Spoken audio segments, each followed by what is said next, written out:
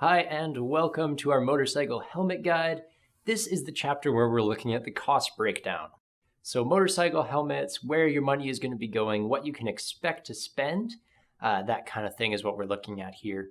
So we're going to be really frank with you. Motorcycle helmets, they're going to cost between $50 and $1,500.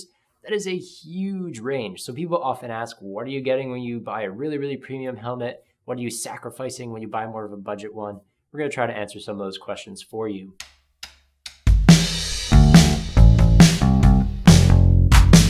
The retailer motto is always you get what you pay for, and certainly that is true here. But one thing to note is that there's a big quality hump between right around $250 and $600. So below $250, those are the helmets where you're really sacrificing on things like weight. They're going to be quite a bit heavier. And again, you're not going to be getting as many features. So you're not going to be getting as much ventilation. You may not be getting customizable padding. You may not be getting removable interior liners that are going to be machine washable. Your visor quality, the optics may not be as good as well. So below $250, that's really where you're sacrificing on a few things. Between $250 and $600 is where you start getting really good helmets. They normally have all these features, and in that range, you're really getting what you're paying for. So in that range is where you start to see big advancements in terms of saving weight. The material quality really goes up. You get some really nice features coming in, some really good build quality within there. Past $600, we notice that it tends to start to level out a little bit. They're all good helmets above $600. What you're really buying there is a little bit of decrease in weight, a little further yet, and some technological features. Beyond there, you're getting a lot of helmets that have built-in communication systems, or the option rather to build in Bluetooth systems. That's kind of what you're buying in that really premium end. So again, below $250, that's where you're kind of sacrificing on things. $250 to $60 is where you see the big increase in quality, and there you really get what you pay for.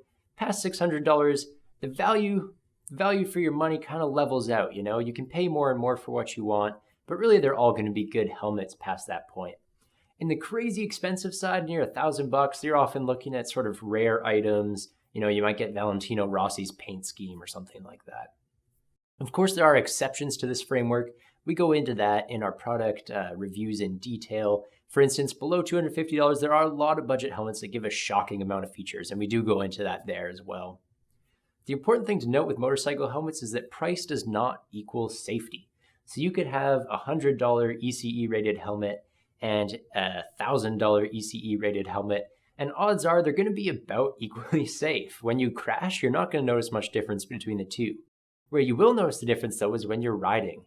The $100 helmet is going to be quite a bit heavier. It's not going to have that ventilation. $1,000 helmet's going to be much more comfortable. So the price you're paying, that's for riding comfort. It's not necessarily for crashing safety. There are a couple of things to note when it comes to the type of motorcycle helmet you're choosing as well. So open face and half helmets, those are inherently going to be a little bit less expensive.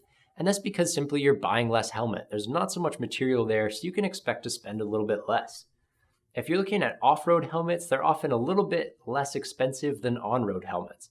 And that's because they don't have to worry about visors. They don't have to worry about soundproofing, about making a warm helmet. And again, getting that really good optical quality in the visor, they don't have to worry about it at all. And that's why off-road helmets are a little bit cheaper than on-road ones. Lastly, modular helmets, they're going to be a little bit cheaper they're going to be a little bit more expensive rather than a standard full face. That's really simple. It's because the modular helmet has that complex lifting mechanism of the chin bar, so that's what makes it just a little bit more expensive. That's really it for our cost breakdown. If you have any other questions about motorcycle helmet, check out the other sections of this motorcycle helmet guide. It'll probably answer them for you. Thank you very much for watching.